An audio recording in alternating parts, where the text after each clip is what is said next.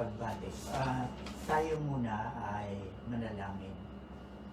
O Diyos, maraming salamat po sa iyo sa araw na to.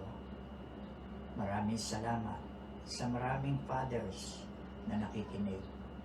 Salamat sa mga pagbati ng mga anak at maging ng kabiyak ng mga fathers. Pagpalain mo po ang ilang mga salita na ngayong umaga ay mapapakinggan ng iyong mga anak. Dinadalangin kong tulungan mo po ako sa pangalan ni Jesus. Amen. So, Father's Day ngayon. At ito, ino-honor ang mga fathers. Paano bang naging fathers ang mga father? Paano naging father ang mga fathers? Tingnan po niyo rito sa Ephesians chapter 5. Mula 21, sabi rito, o 22, wives, submit yourselves to your own husbands as unto the Lord. Pero doon sa verse 21, sabi, submitting yourselves one to another in the fear of the Lord. Kaya walang dapat ikatakot ang mga wives na pasakop sa kanilang husbands. Kasi sabi sa 21, submitting yourselves one to another in the fear of the Lord. Tapos sinasabi rito hanggang sa katapusan ay meron tayong lesson tungkol sa pag-aasawa. Sinasabi ng salita ng Diyos, ang husband ang head ng wife. Ang husband ang head ng wife. Kaya napakabanal at mabigat ang role ng pagiging husband kasi head siya, leader siya. Mananagot siya sa Diyos sa kanyang pamumuno at pangunguna sa kanyang wife and later on sa kanyang children. Alam niyo dito sa discourse na to sa Ephesians, napansin ko ang mga husband paulit-ulit 4 times sinasabi,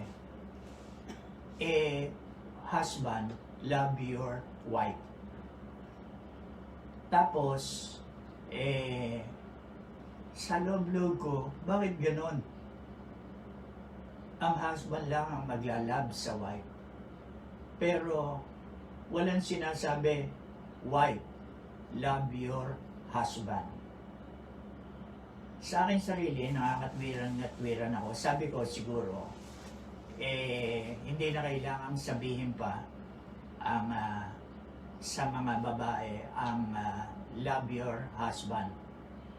Kasi pagka ang husband nilove niya ang kanyang wife, ang response ng isang wife, mahalin din siya, i-love siya, if not more. At pero ang liwaliwanag dito sa verse 33, Ephesians chapter 5, nevertheless, let every one of you in particular so love his wife, even as himself, and the wife see that she reverence her husband. Iyon ang sabi ng salita ng Diyos. Sinasabi rito na ang number 1 kailangan ng husband, more than love, reverence. Igalang mo ang iyong asawa. Yun ang sabi dito. Tapos sa chapter 6 ng Ephesians ay lumitaw na, children, obey your parents in the Lord, for this is right. Tapos verse 2, honor thy father and mother. honor thy father and thy mother, which is the first commandment with promise, that it may be well with thee, and thou mayest live long on the earth. Tingnan nyo ang result, pagka nag-asawa ka, naging husband and wife kayo, ini-expect ng Diyos, you will have children. At ito, kaagad-agad binibigay ang magiging tungkulin ng mga anak. Obey your father in the Lord, pati ang iyong mother. So, naging father ka kasi nag-asawa ka. Dito sa Hebrews chapter 13, nakalagay dito, marriage is honorable in all. Tingnan mo so you got married. Yung ginawa mo, honorable in all. Marangal sa lahat. At sabi, and the bed undefiled. Ito ay expression na nagsasabi yung pagsasama, pagsisiping ng mag-asawa sa higaan. Honorable ang pagsisiping ng mag-asawa sa bed. Pero ngayon, ang daming nagbe-bed without marriage. Nakalagay dito, whoremongers. Yung mga sumisiping sa prostitute. Yung mga nagsisiping na kasi meron ngayong male prostitute na Yung mga gumagawa nun, ang sabi, whoremongers sila. And adulterers, adultery, yung pagsisiping nang hindi kayo married. Excuse me. Kaya ang sabi ng Bible, God will judge. Ngayon po, having said that, ngayon, Father's Day. So, alam na natin kung paano naging father ang father. It is a result of a union between man and his wife. At sa ganong kalagayan, banal na kalagayan, sila ay naging later on, naging ama at ina. Ngayong umaga in particular, inuulang araw na to sa mga fathers. Sa Book of Proverbs, sa Old Testament, doon sinasabi kung paano gagawin ng mga anak na happy ang kanilang father. Tingnan po ninyo, nagbabatian, binabati nyo ama nyo at ang mga fathers na iba, Happy Father's Day.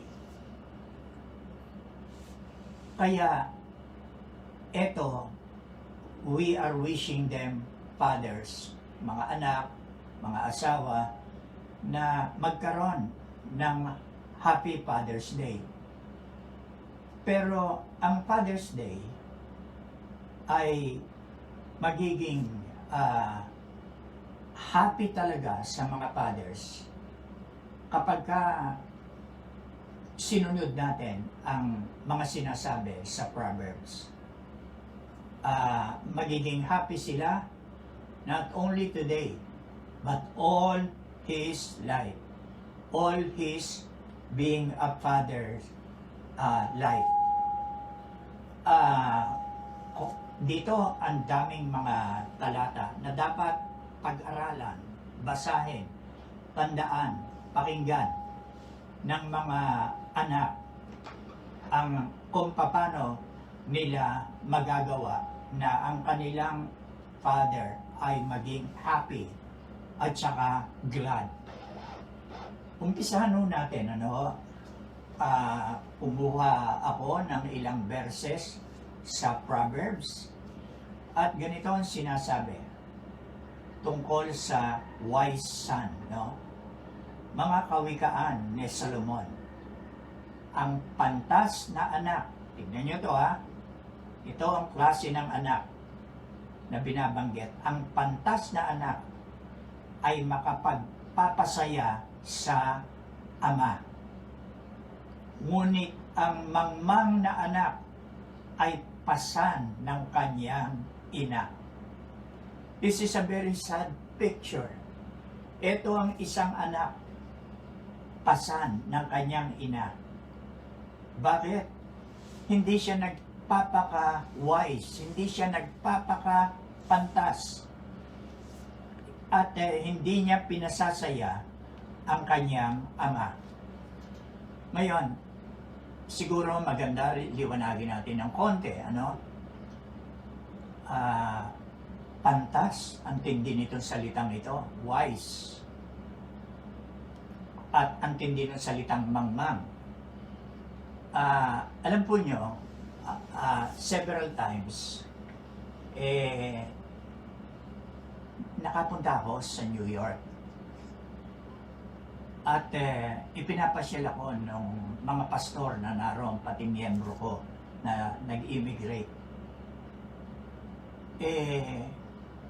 Nabasa ko doon sa isang article, ang New York ay punong-puno ng mga lalaki at babae na mayroong doctorate na naglalakad doon sa New York.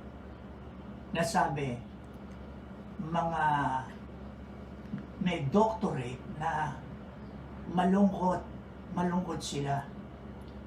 Hindi nila alam kung ano ang gagawin nila sa buhay nila.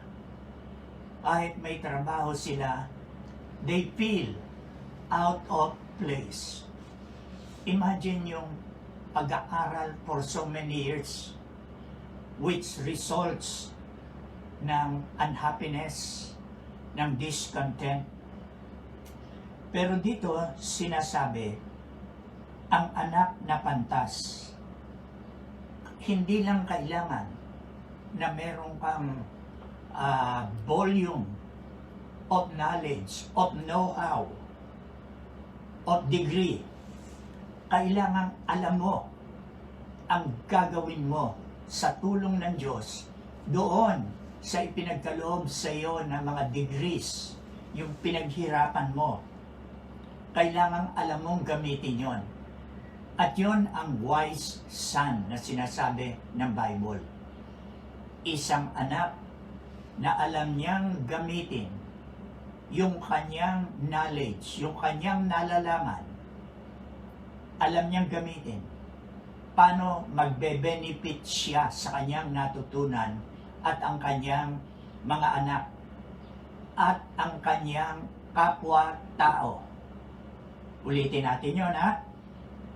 Ang pantas na anak ay yung alam niya kahit gaano katiting lang ang kanyang kaalaman o gaano mang kalaki at volume ang kanyang nalalaman, alam niya tong gamitin para magdulot ito ng kaligayahan sa kanya at sa kanyang mga pamilya. On top of this, magdulot ito ng kaluwalhatian sa Diyos. Ma-please ang Diyos sa nagbigay sa kanya ng karunungan, ng isip, ng mind. Kaya ito ang more or less pakahulugan ng Bible sa pantas na anak. At itong ganitong anak, sabi, Proverbs 15:20, ang pantas na anak ay nagpapasaya ng ama. Gusto mong maging Happy Father's Day all his life ang iyong father? Ito sabi, ang anak na pantas ay magpapasaya ng ama. Humingi ka ng wisdom, kasi wise son ng wisdom sa Diyos. Ang isip mo na puno mo na ng mga knowledge at kaalaman. humingi ka ng tulong sa Diyos na malaman mong gamitin ito para pakinabangan mo ng iyong pamilya, ng iyong kapwa-tao, at higit sa lahat, maluwalhati mo ang Diyos. Ang pantas na anak ay nagpapasaya ng ama, ngunit hinahamak ng mangmang ang kanyang ina. Tingnan niyo yung comparison. Hinahamak ng anak ang kanyang ina. Paano yon? May mga anak ang dudunong, full pack ang isip ng knowledge. Maganda-ganda naman ang takbo ng buhay. Pero hindi sila happy. At mayroong mga anak na nakausap ko na nagugulat ako, hindi sila happy sa kanilang nalaman, naabot sa buhay. At ang nangyayari, sinisisi pa nila at binibintangan ang kanilang ina. Kanilang inililista, inilalahad ang pagkukulang ng kanilang ina. Ganyan ang mga anak na kulang sa wisdom. Mga mangmang sila. Kanilang walang kagalakan sa kanila. Hinahamak nila ang kanilang ina at maski ang kanilang ama. Dito sa susunod na chapter 17:21, ang nanganak ng mangmang ay sa kanyang kapanglawan. Oh no, ang tindi nito. Pero ang sabi, at ang ama ng mangmang ay walang kagalakan. Imagine, walang kagalakan. Itong mga ganitong magulang ng mangmang, wala silang happy Father's Day.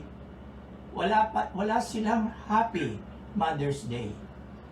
Pero ito po, sabi pa, ang mangmang na anak ay hirap sa kanyang ama at kapaitan sa nanganak, ibig sabihin sa ina, sa kanya. O wag nawang mangyari ito sa atin na mga ama't ina.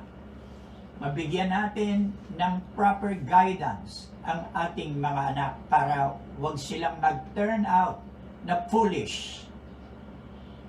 Turuan natin sila ng salita ng Diyos. Ngayon, hindi naman ito talaga ang subject ko, ang tungkol sa kamangmangan. Itutuloy ka na some other day. Dito sa chapter 23, verse 24, sabi, ang ama ng matuwid, yung wise son, ay magagalak na lubos. At siyang nagkaanak ng pantas na anak ay magagalak sa kanya. Kagandang pangako, kagandang pangako. Maraming ama, naabot na nila ang kanilang pangarap, pero hindi sila lubos na nagagalak dahil ang anak nila ay hindi pantas.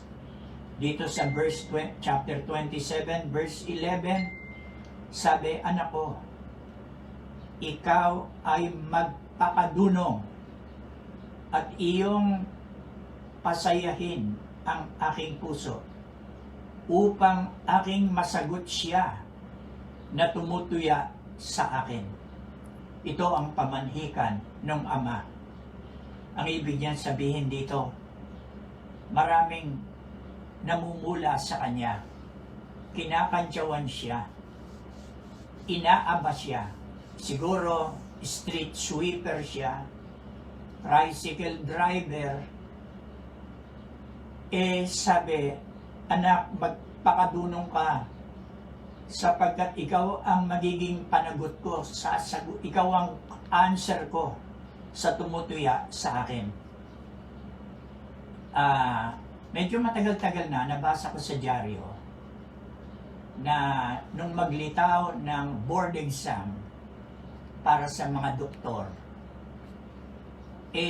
kung natatandaan ko, ang naging top notcher ay galing doon sa hospital ng ano yun, Pilar. What's that, Pilar? Doon nag-aral yung aking manugang Perpetual. sa Perpetual, doon sa university ng doktor doon. Nag-top notcher, tigaron. Tapos ang sumunod na balita, ipinakita ang litrato ng ama, ng doktor. Siya pala ay tricycle driver. Ang anak niya ay nagsikap na mag-aral. Itinawid niya ang pag-aaral ng kanyang anak. At ito, born top notcher. Kaya, yung ama mula noon, hindi na siya malilibak at matutuya. Noong mga magagaling, ituturo lang niya, tingnan naman niyo ang anak ko. Panagot siya, sabi nito ni Solomon, sa mga tumutuya, minamaliit ang isang ama. Tapos narito po, dinidinig ng pantas na anak ang turo ng kanyang ama. Dinidinig ng pantas ang turo ng kanyang ama. Pagkatapos sabi, ang umiibig sa karunungan ay nagpapagalak sa kanyang ina. Ngunit ang nakikisama sa mga patutot, prostitute, ay sumisira ng kanyang tinatangkilik. So, narito po, ang marka ng isang anak na ino-honor niya ang kanyang ama't ina na nakita natin doon sa Ephesians, yung siya'y magpakapantas. Ngayon, bilang pantas, at kahit hindi ka pantas, makinig ka lang. Happy Father's Day, sabi mo. Ito ang batian para sa ama. At ang mga ama rin nagbabatian ng ganito. Happy Father's Day. Paano mo magagawa? At magagawa mo? Paano mo magagawa na ang iyong father ay maging happy? Dito sa Proverbs 13:1 sabi, dinidinig ng pantas na anak ang turo ng kanyang ama. Tapos pa, sabi rito, Proverbs 15:5, hinahamak ng mga mangmang ang saway ng kanyang ama. Ngunit siyang nagpapakundangan ng saway ay gumagawang may kabutihan o kabaitan. Proverbs 23:32, dinggin mo ang iyong ama na dinggin mo ang iyong ama na naging anak ka, at huwag mong hamakin ang iyong ina kung siya'y tumanda na. So, itong mga verse na to ay nagsasabi, pakinggan mo, dinggin mo yung turo ng iyong ama. At alam mo ninyo, sa pakikipag-usap ko sa loob ng maraming taon na ako'y pastor, hindi ko konting mga parents, mga ama, ang nagsasabi ng ganito. Lalo na kung ang anak nila ay ayon nakakulong na. O ang kanilang anak na babae ay sumama na sa isang lalaking walang kakwenta-kwenta. Except ang kwenta lang niya ay yung kanyang kaluluwa.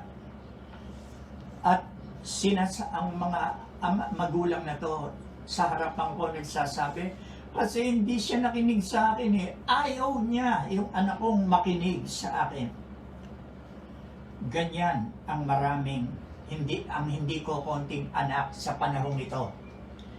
Sila'y mga fools, sabi ng Bible. Sila'y mga scoffers, ang ibig sabihin, manunuya. Alam po nyo, medyo may kayabangan ang mga generation na ito. At isinasantabi nila yung mga lumang aral, yung mga lumang paalaala ng kanilang magulang. Ini-scoff nila to, they are scoffers, tinutuyan nila yung kanilang magulang. Maaaring hindi harapan, pero sa isip niya, pagka naglalakad niya mag-isa, sinasabi niya, ang nanay ko, ang tatay ko, lalo na, hindi nila gusto sinasabi. Pero ang totoo, sila itong merong laman sa ulo na puno ng nonsense. Mga pinaniniwalaan nila na mali. Na ang kasaysayan ay nagpatunay na ebidensya na yung kanilang pinaniniwalaan ay walang kwenta, kapahamakan ang dulot nito. Yung kanilang mga illegitimate na sexual relationship. Lahat ito, pinakita na ng Bible. Ito ay hindi lang kasalanan, kundi destroyer ng buhay.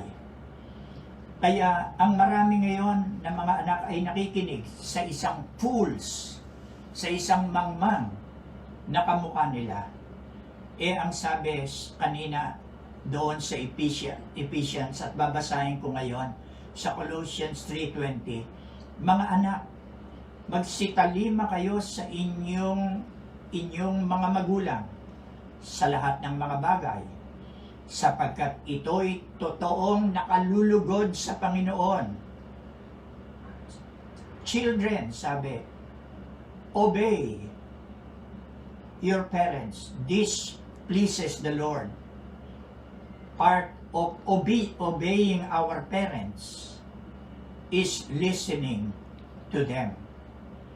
Kaya gusto nyong maging happy ang inyong father, maging ang inyong anak, ang inyong ina, listen to them, please, mga anak. Pakinggan nyo sila. At kayo'y makaasa na pagpapalain kayo ng Diyos. And it will make them happy if you listen to them. Ikalawa, how do you make your father happy? Minumungkahi ko sa inyo, do not speak ill of your father. Huwag kang magsasalita ng tungkol sa iyong ama. Ano ibig ko sabihin? Totoo, merong mga ama na fools. Totoo, merong mga anak na ama, ang ibig sabihin na womanizer. Merong mga ama na dirty politician. Pero tandaan mo, ang parents ay hindi perfect. Hindi sila sakdal. Marami silang diferensya. Speak well of your father. Ngayon, sasabihin mo, i-cover up ko ba yung dirtiness ng tatay ko na kagawad o barangay captain, etc.? Cover up ko? Hindi. No, you don't need to. Yung mga kalukuhan ng tatay mo na pulis, hindi mo na kinakailangan sabihin pa at ibanggit sa tao. Alam na nila to. Alam na nila. The whole neighborhood knows about this. Kaya even your relatives know about this. Kaya don't go around telling people about your father's fault. Kung wala kang masabing maganda sa tatay mo, sarhan mo na lang ang iyong bibig. keep your mouth shut about your father, at you will make him happy. And who knows, because you've done it, he might change his way dahil pinag-pray mo siya. If you would just think tungkol sa iyong ama, you will find something good in him. At chances are, he has many goods in him rather than badness. Kaya, tingnan mo yon. Huwag kang magsasalita. Don't go around speaking ill about your father. Ang pagsasalita ng ganito na masama sa ama, hindi makakatulong sa kanya at hindi rin makakatulong lalo na sa iyo. Ang totoo, baka masaktan ka pa sa ginagawa mo. Sasabihin tiyak ng mga tao, ang bihira to, kahit ganun ang kanyang ama, etong ginawa sa kanya o ng kanyang ina. Sasabihin nila, ungrateful ka. Wala kang anak na nagpapahalaga. Kaya, don't speak ill of your father. Instead, speak well of your father. At idadagdag ko pa, at dito na ako magtatapos sa point na ito. Kung gusto mong maging masaya ang iyong tatay, maging happy siya,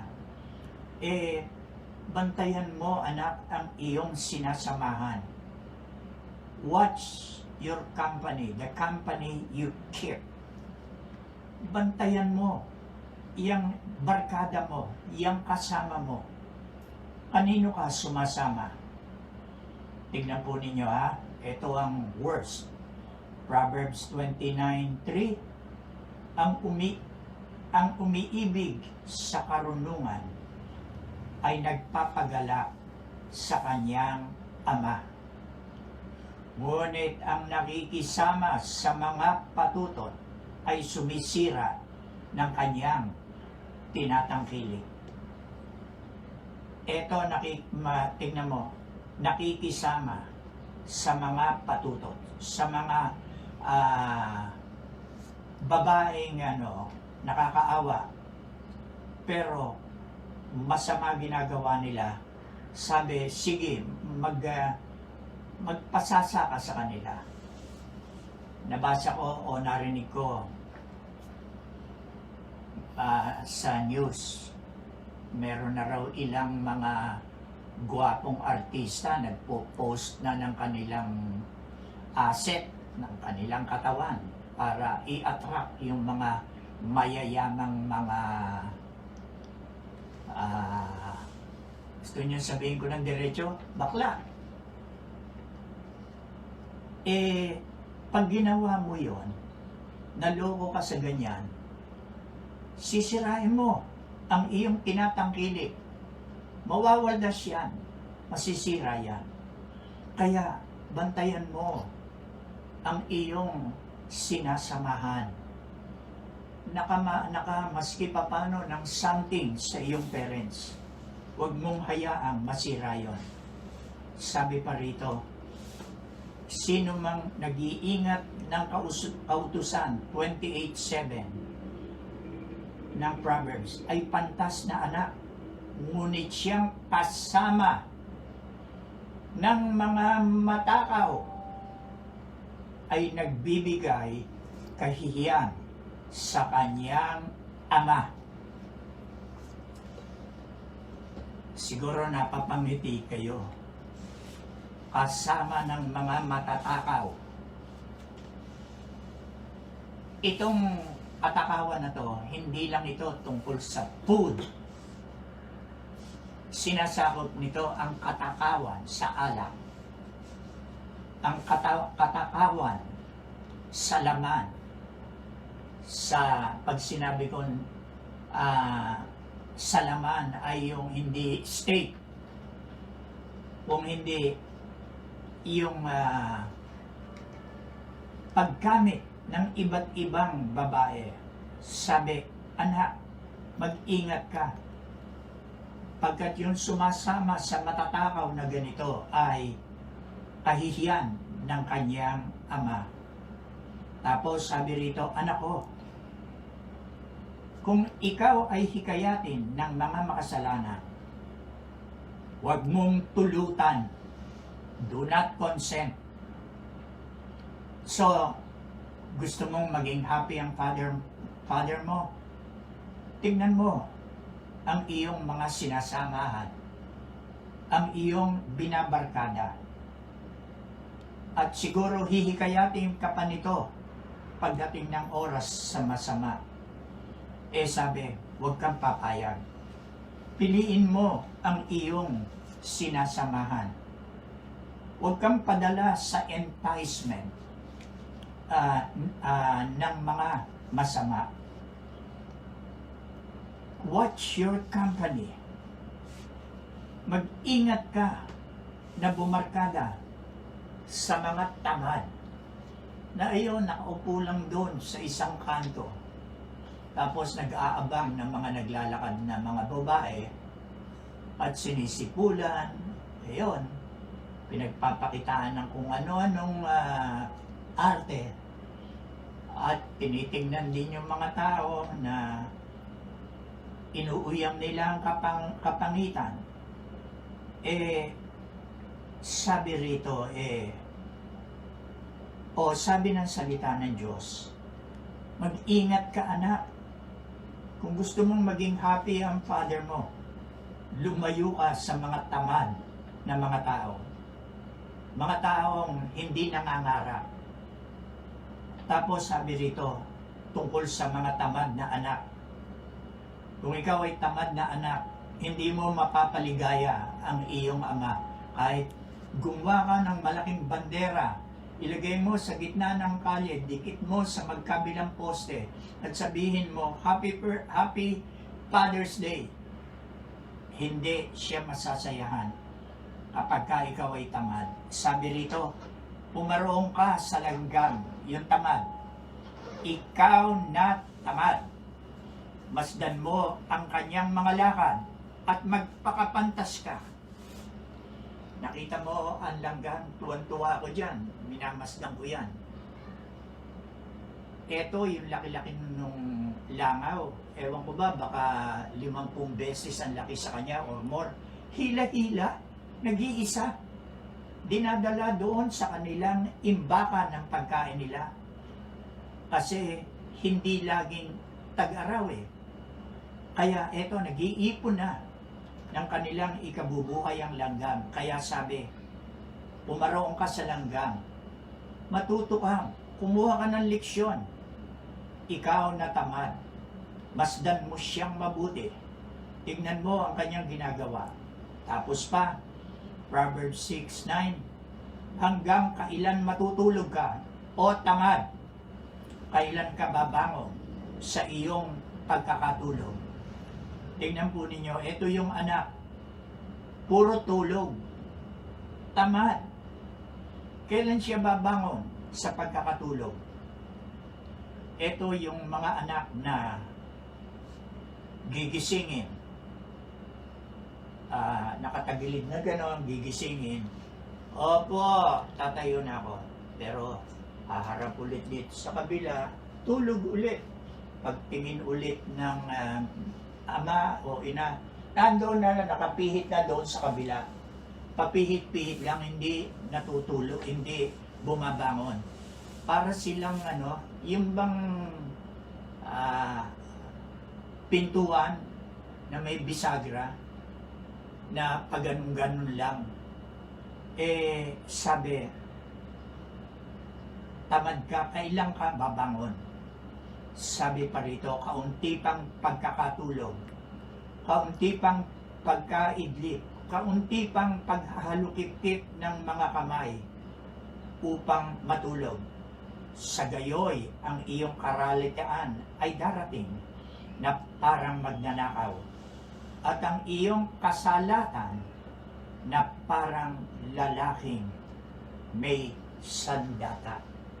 So, how do you keep or make your father happy? Ayun, tandaan lang nyo, listen to your father. At ang father mo ay hindi perfect. Kaya number 2, huwag mo nang pagsasabi at ikwento at pag-usapan ang diferensya ng tatay mo. At number 3, bantayan mo. Tingnan mong mabuti ang iyong mga kasama, ang iyong mga barkada. Kaya, Happy Father's Day. Gawin mo yon.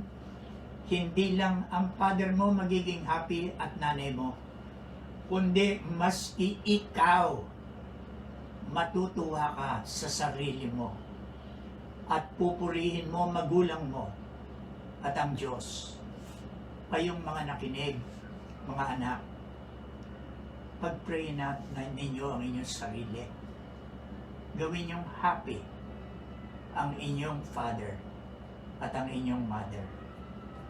Tayo manalangin. O Diyos, salamat sa iyong salita.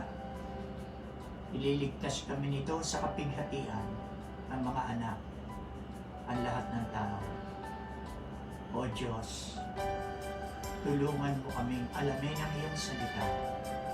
Pag-aralan ito, sauluhin ang ilang portion nito, at gawin at isang ikabuha upang maging happy ang mga fathers.